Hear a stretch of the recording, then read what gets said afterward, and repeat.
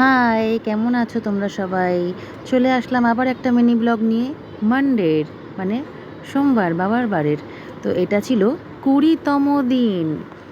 আশ্চর্য হয়ে যাই মাঝে মধ্যে আমিও, যে 20টা সোমবার আমি বাবার কাছে যেতে পেরেছি, মানে আমি সাকসেস হতে পেরেছি।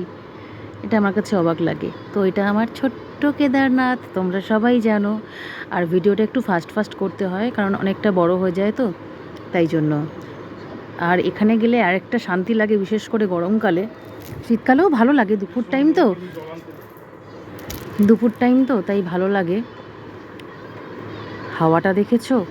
আমাকে দেখে বুঝতেই পারছো কতটা হাওয়া চলছে। আমার ওখানে এত মানে শরীর মন সব যেন শান্ত হয়ে যায় ওখানে গেলে পরে একেবারে।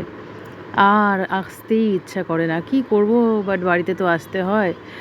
এখনও তো ত্যাগী হয়ে উঠতে পারিনি ভগবানের আশীর্বাদে। কবে যে আমার দিকে বাবা তারকনাথ মুখ তুলে তাকাবেন, যে সব কিছু ত্যাগ করে চলে যেতে পারবো ওনার চরণে, জানি না। সেই আশাতেই হয়তো যাই। মানে আমি যাই না, আমাকে ডাকা হয়, বাবা ডাকেন। কিন্তু বাবা ডাকছেন, আমি যাচ্ছি। কিন্তু বাবা আমার যদি এইটুকুনি আশা পূরণ করে দেয়, কিচ্ছু চাই না, সোনা দানা গাড়ি বাড়ি ধন সম্পত্তি কিচ্ছু চাই না। বেঁচে থাকতেও আমি চাই ওনার চরণে চলে যেতে, সব কিছু ত্যাগ করে, সব কিছুর মোহমায়া থেকে বেরিয়ে গিয়ে।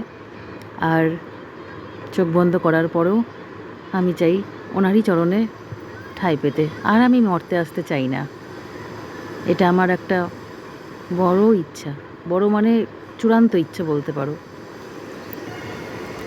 তোমাদের কেমন লাগে বলো তো একটু আমার এই প্রত্যেক সোমবারের এই ভিডিওটা দিতে। আজকে আমার একটু দেরি হয়ে গেল এই সোমবারের ভিডিওটা দিতে, এডিট করার টাইম পাচ্ছিলাম না।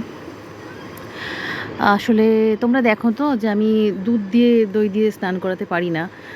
অ্যাকচুয়ালি আমি জলই নিয়ে যাই, জল গঙ্গা জল সব কিছু দিয়ে রেডি করে তারপর আমি ভিডিওটা স্টার্ট করি। জল, গঙ্গা জল, গোলাপ জল, ঘি, মধু, অগরু, আতর সব থাকে, ভস্য থাকে, কালো তিল থাকে, জব থাকে, সমস্ত কিছুই থাকে।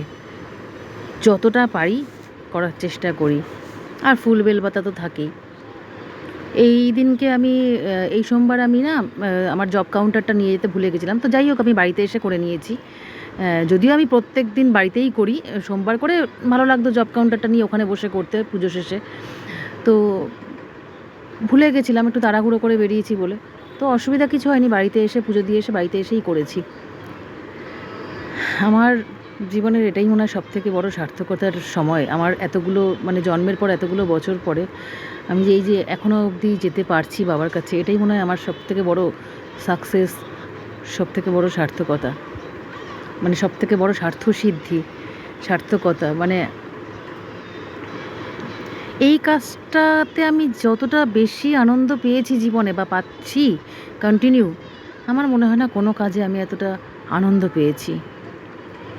মানে কি বলবো, আমি আমার ক্যান্সার ট্রিটমেন্ট থেকে বেরিয়েও মানে যে বেঁচে ফিরে আসতে পেরেছি, আমার যে স্টেজে ছিল ক্যান্সারটা, আমি সেখান থেকে যে ফিরে এসেছি তাতেও বুঝি আমার এতটা আনন্দ হয়নি।